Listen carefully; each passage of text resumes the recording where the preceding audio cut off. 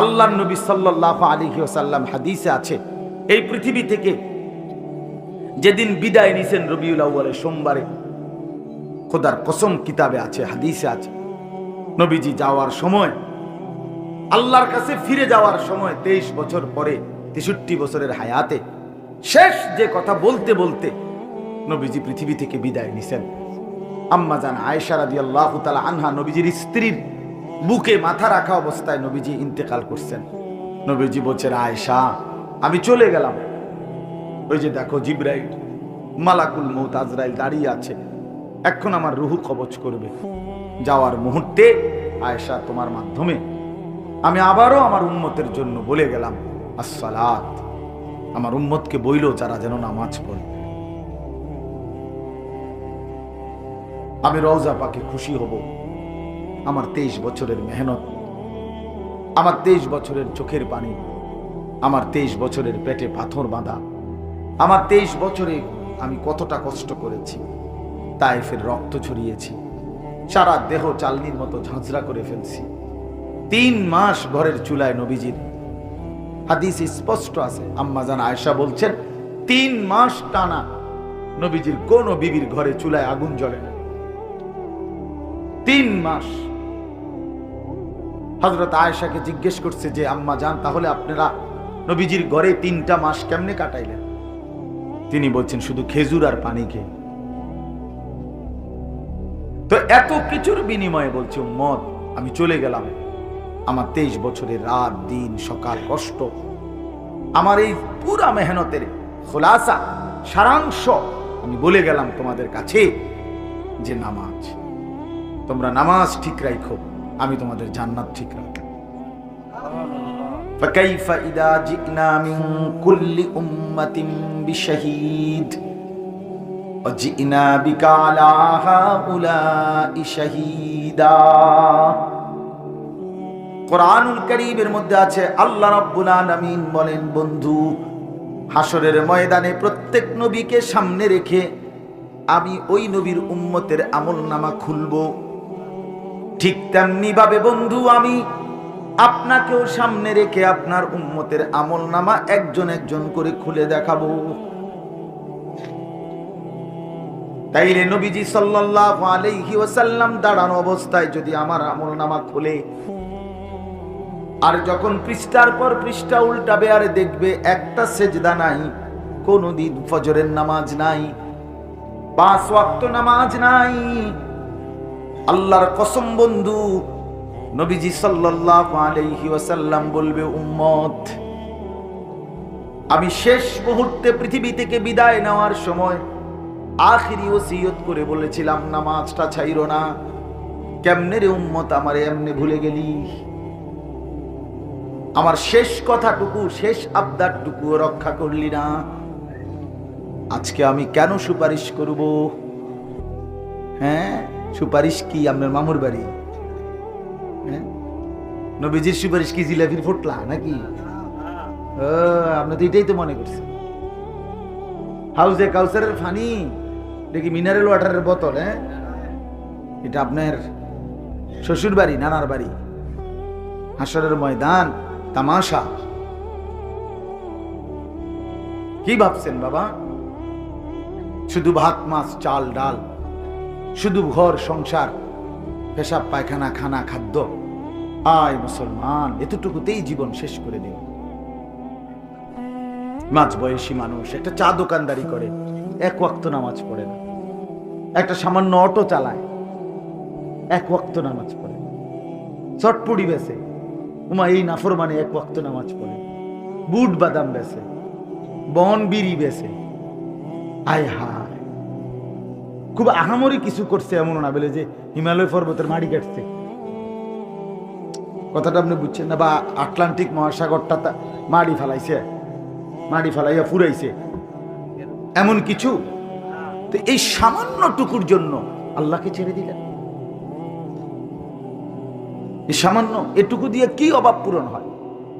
কিস্তি শেষ হয় না, অভাব শেষ হয় না, সংসারের প্রয়োজন শেষ হয় না।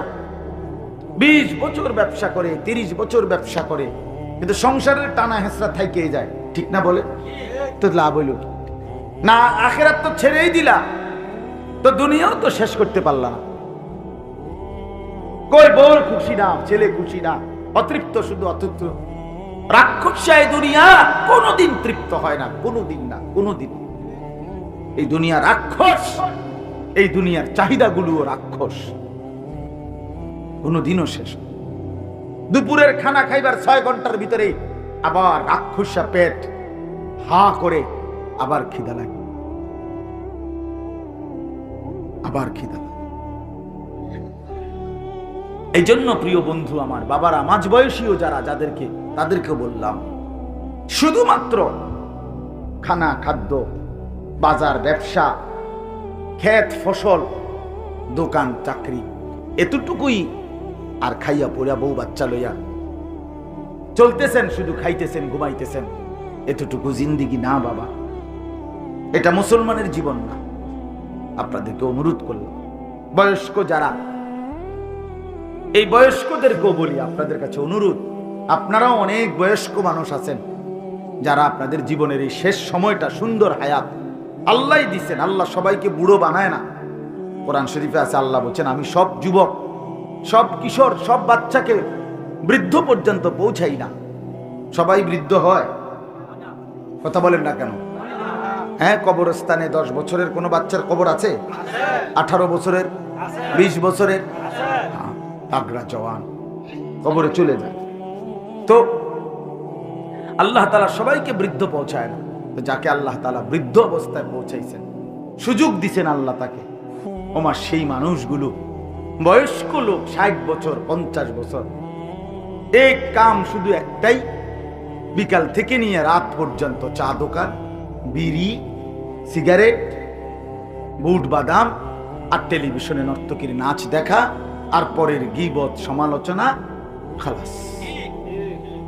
হায় হায় রে বুড়া মিয়া, এই বিড়ি খাওয়ার জন্য বুঝি আল্লাহ তাআলা শেষ হায়াতটা দিছে। ছি ছি ছি ছি। 60 বছর পরেও যার এতটুকু হায়া, শরম হয় নাই যে আমি মুসলমান, বয়স্ক হয়ে গেছি, আজও আমি বিড়ি সিগারেটের অভ্যাসটা, চা দোয়ানে বেডি সাউনের অভ্যাসটা আমার এখনো গেল না। কি পরিমাণ অসভ্য লোক এটা! এবারটা কি পরিমাণ শরমহীন, চিন্তা করে দেখেন। আপনি জিজ্ঞাসা করেন সামনে গিয়া, নাইলে যে চাচা আপনার হায়া আছে কিনা, আপনার ভিতরে কোনো লজ্জা শরম আছে কিনা। নাতে এতটা বয়স্ক মানুষ আপনি কেন এখনো টেলিভিশনে নর্তকীর নাচ দেখেন? কোন লজ্জায়? আপনার শরম হইব কোন দিন? কি 600 বছর পরে? কথা বলেন। আমরা পৃথিবীতে তো স্বাভাবিকভাবে 600 বছরের পরে মারা যাই, ঠিক না?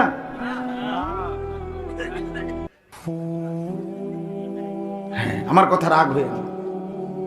আমি অনুরোধ করলাম, নিজের উপরে রহম করেন, নিজের উপরে দয়া করেন। আল্লাহর নবী সাল্লাল্লাহু আলাইহি ওয়াসাল্লাম, মুসলিম শরীফের হাদিসের মধ্যে আছে, নবীজি বলছেন, যাকে আল্লাহ তাআলা 60 বছর, আযরাল্লাহু ইলা মরিইন আখারা উমরাহু হাত্তা বালাগা 60। 60 অর্থ কত মাওলানা? 60। আল্লাহর নবী বলছে, যাকে আল্লাহ তাআলা 60 বছর হায়াত দিয়েছে, অথচ সে জাহান্নামের আগুন থেকে বাঁচতে পারে নাই,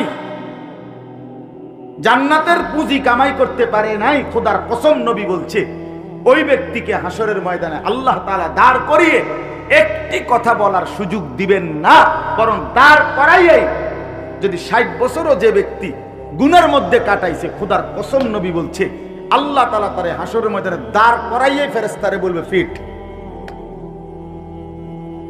ফিট সাসারে ফিট, শুধু মার, হ্যাঁ টাঙ্গাইয়া ফিট। কারণ একদিন 2 দিন হায়াত না তো। 60 বছর কি বাড়ির গাছের কথা? হ্যাঁ, 60 বছর কি বাড়ির গাছের কথা? 60 বছরে কত জানাজা পড়লো, কত লাশ দেখলো, কত মানুষের মৃত্যু দেখলো, কত মুসিবত দেখলো, কত অ্যাক্সিডেন্ট দেখলো, কত দুর্ঘটনা দেখলো, কত চোখের পানি দেখলো। কোনো কিছুই এবারে গুনার থেকে ফিরাই তারে না। উনি অনসুদ খান, এখনো কিস্তি লয়, এখনো আগ করলে গাইলা। এটা কি? কি মুসলমান প্লাস্টিকে নাই? কি মানুষ?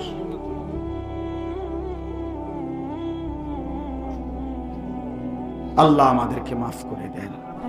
এই জন্য আমি জওয়ানকেও বলছি, বৃদ্ধকেও বলছি, পর্দার আড়ালের মা বোন যারা আছেন তাদেরকেও বলি, 20 বছর 25 বছর 30 বছর ধরে বহু মা রাস্তার পাশে গোসল করে, খোলামেলা জায়গায় গোসল করে, হায়া বলতে কিছু নাই, লজ্জা বলতে কিছু নাই, শরম বলতে কিছু নাই। যে নারীর হায়া নাই সে নারী না, মনে রেখে। সরাসরি হাদিস, নবীজি বলছে নারী বলে কাকে, মহিলা কাকে বলে? রাসূলুল্লাহ সাল্লাল্লাহু আলাইহি সাল্লাম বলছেন আওরাত, যে নিজেকে আড়ালে রাখে, লুকিয়ে রাখে, পর্দায় রাখে, গোপন রাখে। খোদার কসম নবী বলছে তাকে বলেন নারী। এজন্য যে নারীর পর্দা নাই, যে নারীর হায়া নাই, সে কোনো নারী না, সে নারী না। হে না, পুরুষও না। এটা বেড হইতো না, বেড হইতো না, এটা একবার এটা হেবুড়ি কিতে হেবুড়ি কইব, এটা আমার কি দরকার? বেডি ডাক্তার দে, এক বেডি কিতা কথা বুঝেন নাই? রাসূলুল্লাহ সাল্লাল্লাহু আলাইহি সাল্লাম বলছে বেপর্দা নারী, বেহায়া নারী, এটা কোনো কি না, নারী না। যা ইচ্ছা তাই হোক, কিন্তু এটা নারী না, নারী না। এজন্য যে নারীর মধ্যে হায়া নাই, লজ্জা নাই, পর্দা নাই, যেই মেয়েটার মধ্যে, ওইটার মধ্যে কোনো নারীত্ব নাই। যার ইজ্জতের কদর নাই, সতীত্বের কদর নাই, পর্দার কদর নাই, খোদার কসম ওই নারীর মধ্যে নারীত্ব বলতে, নারী বলতে যেই বিষয় সেটা নাই।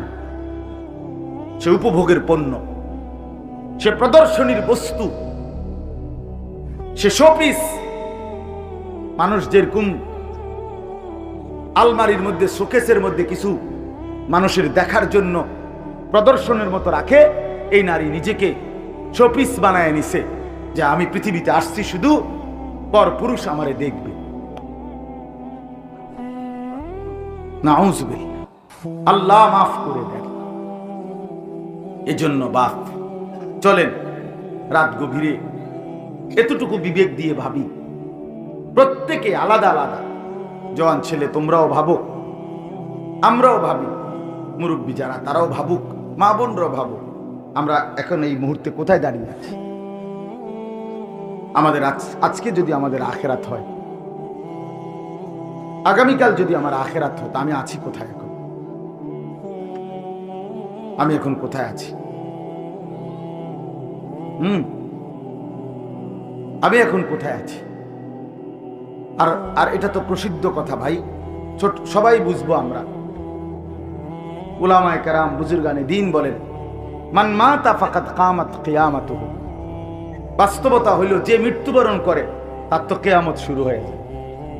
শুরু হয়ে যায় না? কারণ সে তো আর ফিরতে পারবে না, তার তো শুধু সামনে কিয়ামত। এখন আমি মরে গেলে পৃথিবী যদি, মানে ওখানে আমি মরে গেছি, এরপরে পৃথিবীর সবাই আধুনিক হইয়া এখন চাঁদের দেশে থাকে, কথার কথা, তো আমার লাভ কি? আমার নাই নাতকুর নাইলে এখন চাঁদের দেশে ঘর দুয়ার করছে আর কি, তো আমি তো নাই, তো এখন আমার লাভ কি? কথা বুঝছেন না? তাহলে আমাকে ভাবতে হবে আমি আছি যতক্ষণ, আমার আখিরাতের পুঁজি কোথায়? আমার তো হায়াত এটাই, কাজে লাগাইলো এই হায়াত, নষ্ট করে দিল এই হায়াত। এই রাত আর আসবে? আচ্ছা আপনারা বলেন, এই যে আজকের যে তারিখটা 25শে সেপ্টেম্বর 2024, রোজ বুধবার, এই শিরোনাম পৃথিবীতে আর কোনোদিন হবে? হবে আর কোনোদিন? আর 25শে সেপ্টেম্বর আবার আগামী বছর আসবে, কিন্তু সেটা তো 2025 সাল, 24 সাল তো আর আসবে না। আগামী সপ্তাহে তো বুধবার আবার হবে, কিন্তু সেটা তো 25 তারিখ না। তাহলে এই শিরোনাম আর আসবে, আর আসবে। ঠিক আমাদের প্রতি ঘন্টা, মিনিট, সেকেন্ড, আজকের 5 ওয়াক্ত নামাজের ওয়াক্ত খোদার কসম যুবক আর কোনো দিন আসবে। আগামীকাল তো আগামীকালকের নামাজ, পরশুদিন তো পরশুদিনের নামাজ। আমার শায়েখ আল্লামা মুফতি মুশতাকুন নবী সাহেব বলে, কোন মহিলা যদি বেপর্দা হয়, এইটার আর কোনোদিন কাজা করার সিস্টেম নেই। বুঝেন না? একটা মহিলা যদি সিদ্ধান্ত নেয় আমার গতকালকে যে আমি বেপরদা ছিলাম, আজকে এটার কাজা করবো, তো আজকেরটা আজকের পর্দা তো তার প্রতিদিনকার হুকুম, কথা বুঝেন নাই? তো এটা কাজা করার কোনো সিস্টেম আছে নাই? পর্দার কোনো কাজা নাই, যেটা ছুটে গেছে তো ছুটেই গেছে। ওর জন্য জাহান্নাম অপেক্ষা করছে, আগুন অপেক্ষা করছে, যদি তওবা না করে, যদি আল্লাহ মাফ না করে, যদি চোখের পানি না ফেলে, যদি আল্লাহর কাছে না কাঁদে। এই জন্য ছেলেদেরকেও বললাম, ভাইয়া হায়াত কাজে লাগাই। এই নওজোয়ানের কালটা আল্লাহর দান, আল্লাহর দান। এটা এক বড় বুজুর্গ ছিলেন আবু ইসহাক আস-সাবিঈ, তিনি বলছেন, ইয়া মা'শারাশ শাবাব ইগতানিমু শাবাবাকুম। তিনি বলতেন, হে যুব সমাজ, তোমরা তোমাদের যৌবন কালকে কদর করো, গনিমত মনে করো, গনিমত মনে করো। কাল্লামা তামুররু বি লাইলাতুন ইল্লা ওয়া আকরাউ ফিহা আলফা আয়াতিন। তিনি বলেন, আমি যৌবন কালে, উনি উনার জীবনী বলছে, দেখো যুবক, আমি উৎসাহের জন্য তোমাদেরকে বলি, আমার যৌবন কালে আমি এমন বহু রাত গেছে, যেই রাতে এক দাঁড়ানোতে, এক রাকাতে 1000 আয়াত কোরআনুল কারীমের একসাথে তেলাওয়াত করছি। সুবহানাল্লাহ। যৌবনকে কদর করো। যৌবনে যদি চাও সারা রাত জেগে থাকতে পারবা, যৌবন কালে চাইলে সারা রাত বন্দিগি করতে পারবা, যৌবনে চাইলে সারা দিন বন্দিগি করতে পারবা, যৌবনে চাইলে আল্লাহকে রাজি খুশি করে আল্লাহর আরশের নিচে ছায়া নিয়ে নিতে পারবা। এই জন্য আমরা যদি খেয়াল করি, আমরা যদি প্রত্যেকে নিজ নিজ জায়গা থেকে ফিকির করি যে আমি কমপক্ষে আমার আখিরাতের কি পুঁজি করলাম। আল মালু ওয়াল বানুন জিনাতুল হায়াতিদ দুনিয়া। আল্লাহ তাআলা কোরআনে বলেন, বান্দা শোনো, তোমার সম্পদ এবং তোমার বংশধর এরা শুধুই কেবল দুনিয়ার কিছুক্ষণের সৌন্দর্য, জিনাত, দুনিয়ার ফুল, এগুলো ফুলের মতো। তোমার স্ত্রী, সন্তান, তোমার অর্থ সম্পদ, এগুলো ফুলের মতো। ওয়াল বাকিয়াতুস সালিহাত খায়রুন ইনদা রাব্বিকা সাওয়াবান ওয়া খায়রুন আমালা। আল্লাহ বলেন, আর আল্লাহর কাছ থেকে যদি কোনো কিছু পেতে চাও, বিনিময়, সওয়াব, প্রতিদান, নেকি, বিনিময়, তো আল্লাহ বলে, তাহলে বান্দা এই মাল এবং সন্তানাদি নয়, বরং as-সালিহাত, নেক আমল তুমি জমা করো, তো সেটাই তুমি তোমার আল্লাহর কাছে কবর, হাসর, আখিরাতে আল্লাহর হাত থেকে তুমি সরাসরি ফেরত পাইবে। আজকের এই সেজদা আমি যেন আমার মালিকের হাতে জমা দিলাম, আজকের রুকু আমি আমার আল্লাহর হাতে জমা দিলাম। আল্লাহ যেন ওয়াদা দিছে, বান্দা শোন, আমারে দিয়ে রাখ, আমি হাসরের ময়দানে বান্দা গুনে গুনে হিসাব করে তোমার নেকি তোমারে তুলে দেব। ওয়ালানাজজিয়ান্নাহুম আজরাহুম বিআহসানি মা কানু ইয়ামালুন। সুবহানাল্লাহ। আল্লাহ বলে, বান্দা তোমার প্রতিটা ঈমান, নেক আমল আমি আল্লাহ ওয়াদা দিলাম, হাসরের ময়দানে আমি আল্লাহ তোমার প্রত্যেকটা আমলের সবচেয়ে সুন্দর উত্তম বিনিময় দেব। মজার কথা হইল, তাফসীরের মধ্যে আছে, আখিরাতে আল্লাহ তাআলা বান্দার আমলের বিনিময় যখন দিবে, নেক আমলের বিনিময়, তখন প্রতিটা নেক আমলের মধ্যে যতটা করছে, ওর মধ্যে যেটা সবচেয়ে সুন্দর হইছে, ওইটার সমপরিমাণ সবগুলোরে বানাইয়া এরপর আল্লাহ তাআলা নেকি দান করে। বুঝেন না? আপনারা কথাটা বুঝেন না, আমি বুঝাই। মনে করেন আমাদের দেশে আছে কাঠ মিস্ত্রিরা কয় কাঠের দোকানে যে ভাই 12.5 নিতে হইব।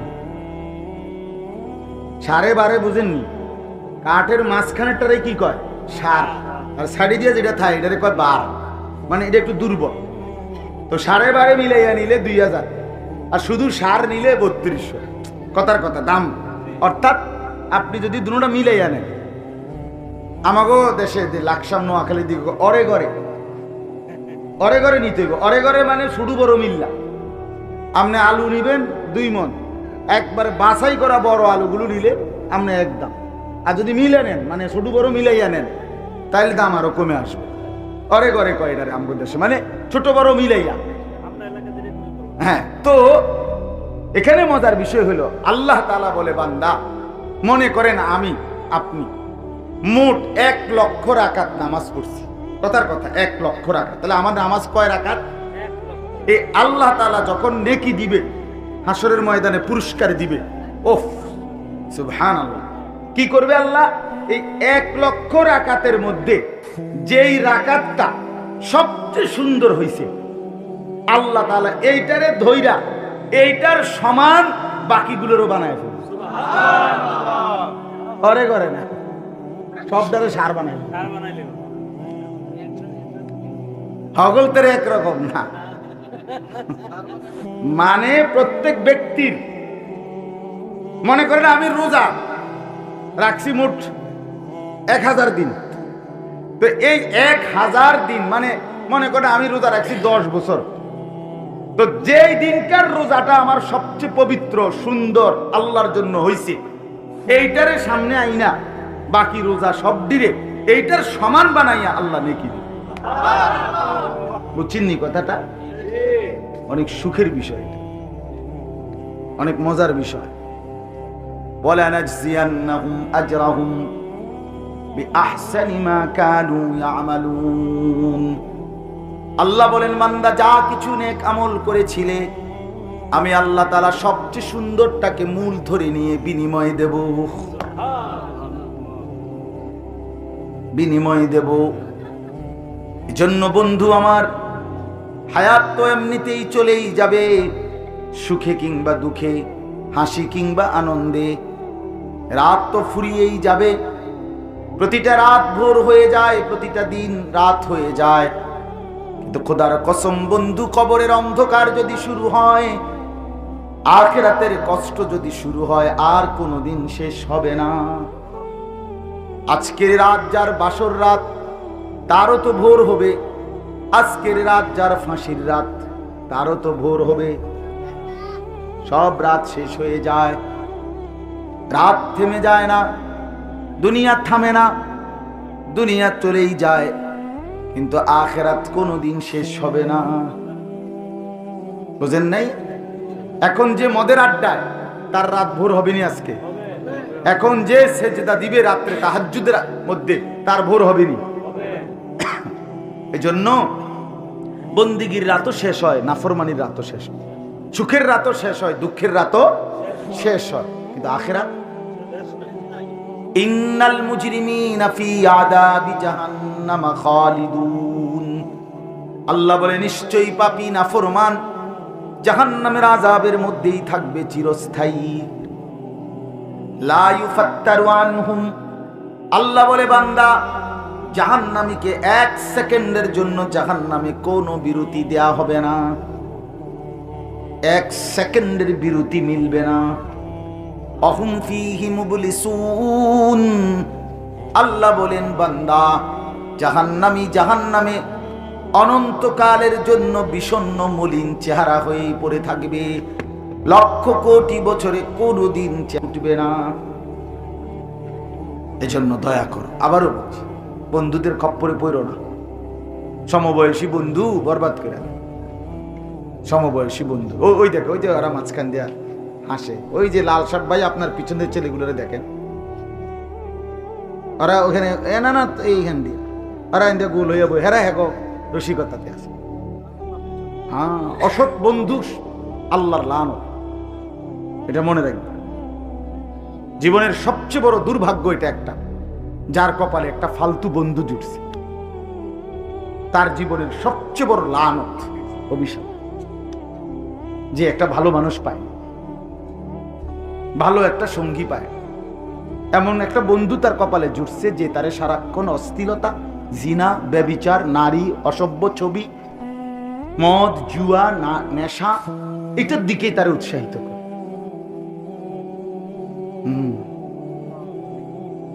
আবার ওইটা হলো সবচেয়ে উত্তম কপাল তার, যার কপালে একটা ভালো বন্ধু জুটছে, যে তাকে সারাক্ষণ আখিরাত মনে করে, পরকাল মনে করে। আল আখিল্লাউ ইয়াওমাইদিন বা'দুহুম লিবা'দিন আদুউন ইল্লাল মুত্তাকুন।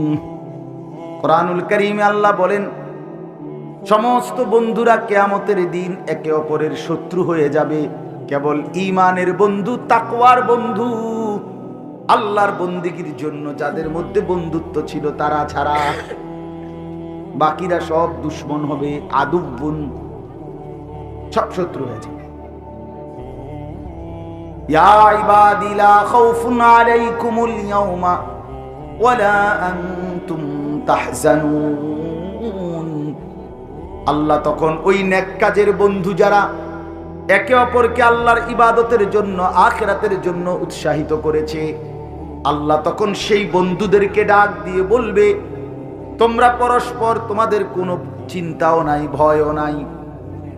আশ্চর্য কথা হইল, আল্লাহ তাআলা বলেন নেক কাজের বন্ধু যারা একজন আরেকজনকে নামাজের কথা বলছে, আখিরাতের কথা বলছে, কল্যাণের কথা বলছে, দাওয়াতের কথা বলছে, তাবলীগের কথা বলছে, তাজকিয়ার কথা বলছে, গুনাহ ছেড়ে দেওয়ার কথা বলছে, চরিত্রবান হওয়ার কথা বলছে, খোদার কসম আল্লাহ কোরআনে বলেন আখিরাতে আল্লাহ তাআলা ওই দুই বন্ধুকে আল্লাহ ডাক দিয়ে বলবে, দুই বন্ধু একসাথে গলাগলি করে, হাসতে হাসতে, হাত ধরাধরি করে, উদখুলুল জান্নাতা আনতুম ওয়া আজওয়াজুকুম, বন্ধুরা একে অপরে মিলে আমার জান্নাতে ঢুকে পড়ো। ঢোকো, উদখুলুল জান্নাত, তোমরা ঢোকো জান্নাতে। যে দুই বন্ধু তোমরা একসাথে নেক কাজ করছিলা, আল্লাহর ইবাদত করছিলা, আখিরাতের কথা বলছিলা, এই বন্ধুত্ব কাজে আসবে, আর অন্য বন্ধুত্ব কাজে আসবে। তোমরা ছেলেরা তোমাদের উপরে আল্লাহর দোহাই নষ্ট হইও না, শেষ কথা আমার, নষ্ট হইও না। আজকে তোমাদের অধিকাংশ ছেলেদের অভিভাবক নাই, তোমাদের মা বাপ জানে না মানুষ কিভাবে গড়তে হয়, জানে না, জানেই না, না না ওনারা জানে না। ওনাদের হিসাব হইল খাইয়া ফইরা কোন রকম দেশে থেকে ফারুক, বিদেশে যাইয়া ফারুক, টাকা রোজগার করতে পারলে উনি নিশ্চিন্ত, হালাল হারাম নিয়ে কোনো টেনশন না, টাকা কামাই করতে নিয়েছে। এই জন্য ছেলে পেলেরা সে দেখে তার বাবার চলাফেরা, মায়ের চলাফেরা, সংসারের কেউ কারোর সাথে কোনো বন্ধন নাই, কার কি পরিকল্পনা কেউ জানে না। মার চিন্তা একরকম, বাবার চিন্তা একরকম, ভাইয়ের চিন্তা একরকম, বোনের চিন্তা আরেক রকম।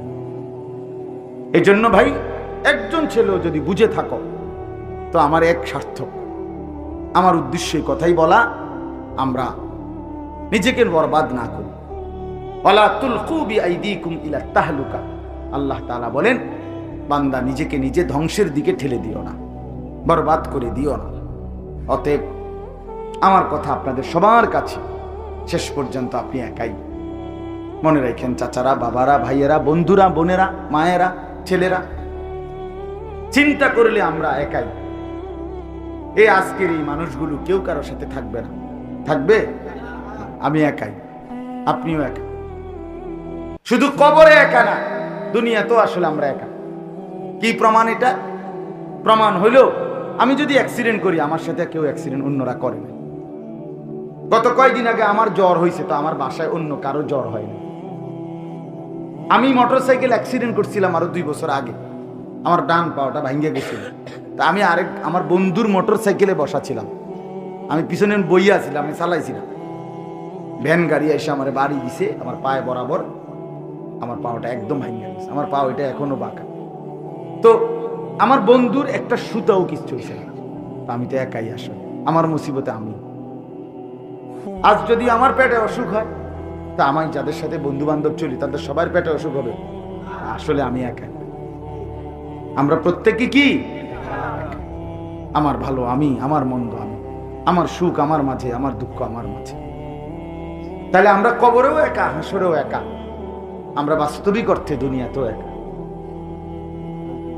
হ্যাঁ, এই জন্য সবাই আলাদা আলাদা ভাবে প্রত্যেকের কাছে, বয়স্ক চাচা বাবা আপনাদেরকে বলি, নিজের আখিরাত বরবাদ কইরা, আল্লাহর দোহাই, নিজের কবর নষ্ট কইরা, নিজের পরকাল বরবাদ কইরা, সুদে ঘুষে কিস্তিতে লোনে ফত্তনে